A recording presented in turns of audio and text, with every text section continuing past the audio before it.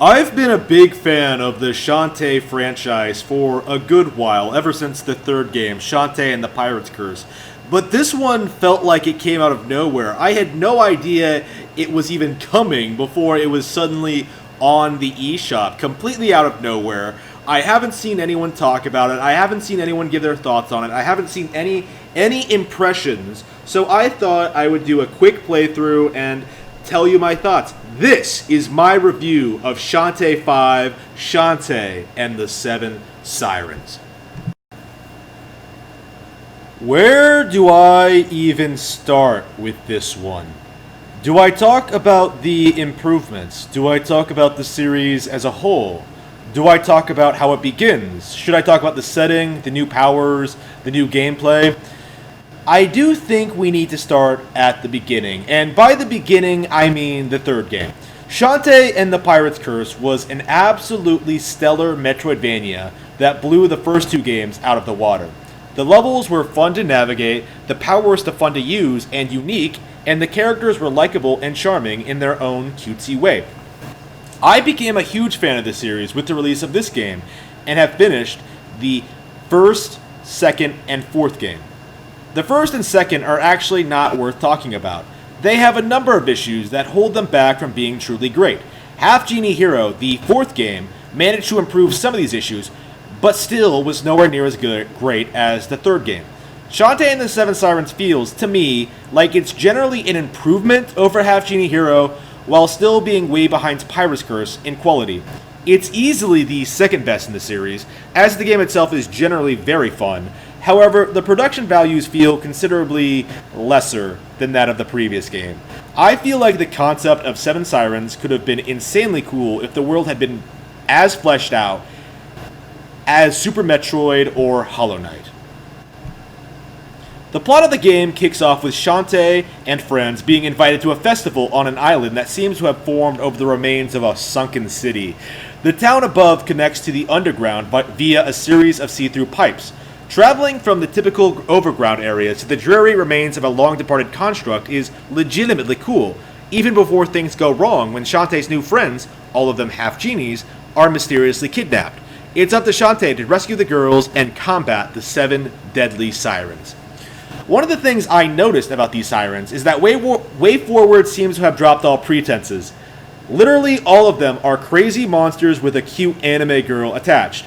You'll be fighting plant creatures, submariners, a giant octopus, and more. It's all very charming and fun.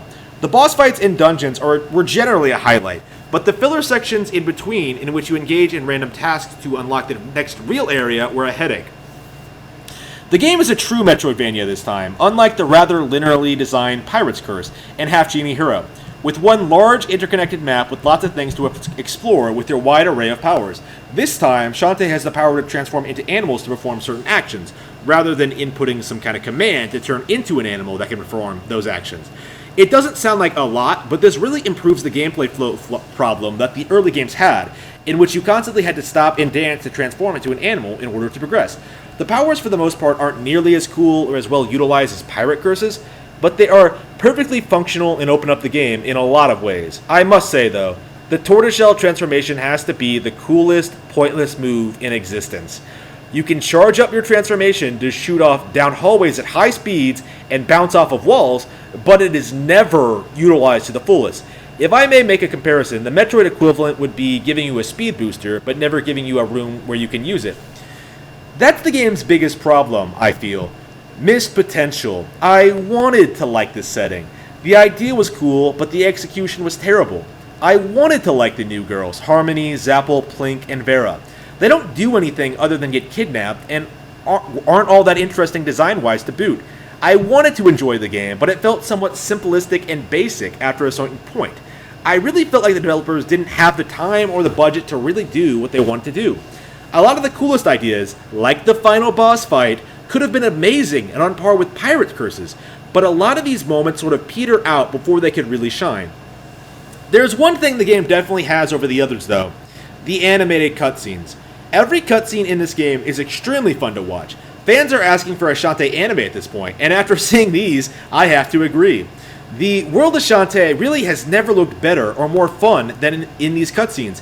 If only they were longer, like full-length anime episode longer. All in all, Seven Sirens is a solid game. I would compare it to Castlevania Dawn of Sorrow, due to the fact that they are both rather underwhelming follow-ups to classic games, despite being fairly fun by their own merits. I personally believe WayForward is very capable of creating something great with Shantae 6, and I will be very eagerly awaiting the day when that arrives. Hey everyone, this is author Cody Lee, the author of books like Cruel and Beautiful, and The Eye of the Dragon, and the upcoming Rabbit Hole. Please, I hope you enjoyed the video. I hope you enjoy Shantae. I hope you consider checking out Shantae and the Seven Sirens. And I hope that you check out my website, blackcatbooks.org. Link in the description. I have regular updates regarding my creative process, the progress on my upcoming novels, inspiration, book recommendations, book, game, movie, film, anime recommendations, all sorts of stuff. All sorts of great stuff is on there already, and I'm updating all the time. So feel free to come on and join the conversation. I am definitely awaiting your arrival. Thank you. Be sure to like, comment, and subscribe, and I will see you all next time.